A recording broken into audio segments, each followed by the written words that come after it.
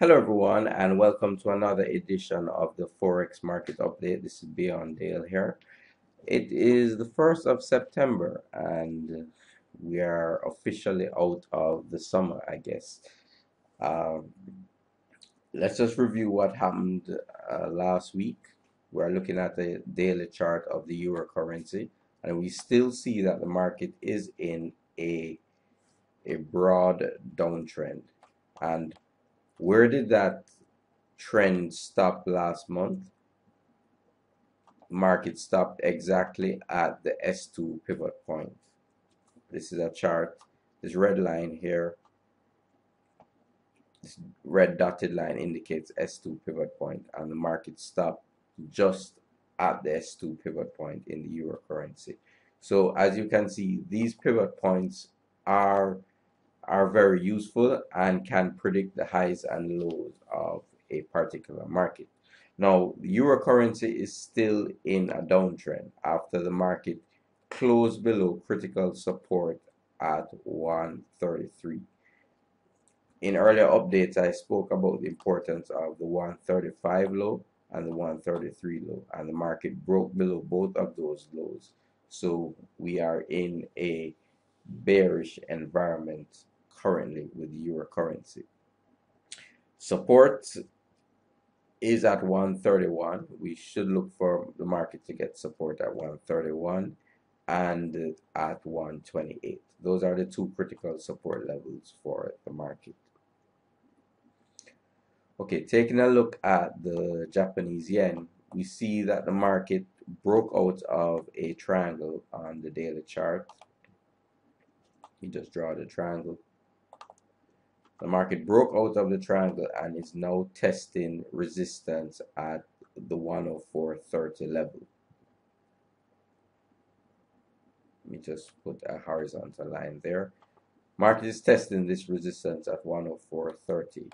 If the market breaks 104.30 convincingly and closes above 104.30, the next area of resistance will be this previous high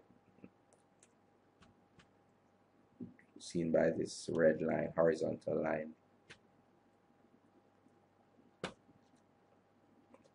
The previous high here, for some reason, it's not coming on the chart. Okay, yes.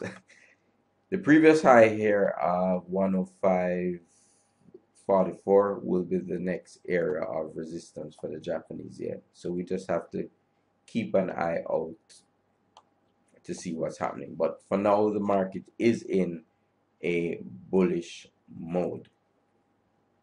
Taking a look at the British pound, we see that the market is recovering slightly off of the 165 low. Resistance would be at the previous area of support, because remember, previous support turns resistance. So this previous support area is at 167.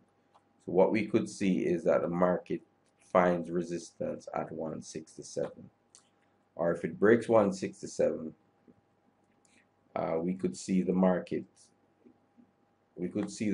recover up to this broken trend line,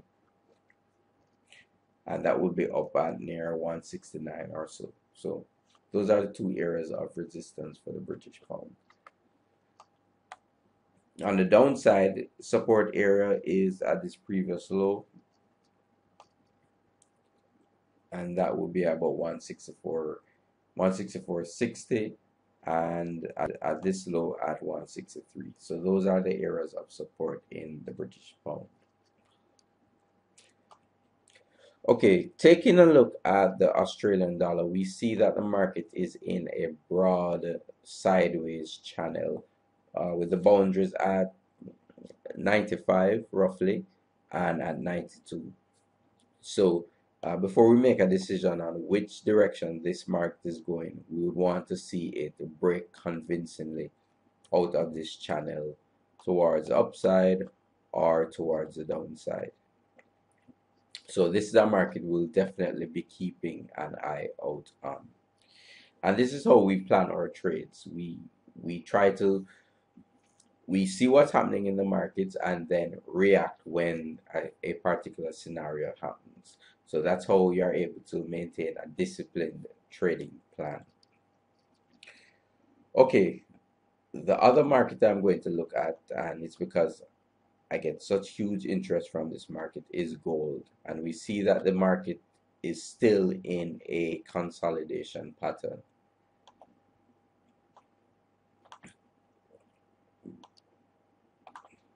That could be the triangle you could draw for the gold market. I don't see any trades right now until the market is able to break out of this triangle. And I'll be even more confident if it breaks the critical areas of support and resistance. And the critical areas of support and resistance on this chart is up at 1450 and this low down at 1200. If the market is able to break any of these levels, we could see a huge movement in the gold market. But until then, I would just keep my powder dry. Excuse me. Taking a look at S&P 500, we see that the market made a new closing high last week, and we are still in an uptrend for this market. I know there are a lot of calls that the market is crashing, the market is about to top out, but how we trade here is that the market hasn't topped out until it tops out. So as long as the market continues to make new highs, we would be on the buy side of the market, because that's how you make money, by following these large trends in the markets. I am conducting some free one-on-one trading sessions with folks. I conducted some last week, and I actually did have fun with a couple of folks, and a lot of them learned a lot from these one-on-one sessions. These sessions are about 45 minutes to an hour or so, and they are very beneficial. If you would like to schedule a one-on-one session, click on the link below this video. I'll provide the link below the video, and we can get you up and running. A lot of folks also tell me they are shy. I don't see why you would be shy. I mean, I won't bite. So so sign up for the one-on-one sessions. They are very good, especially if you want to take your trading to the next level, to the level of a professional trader. So I encourage you to sign up for these free one-on-one sessions.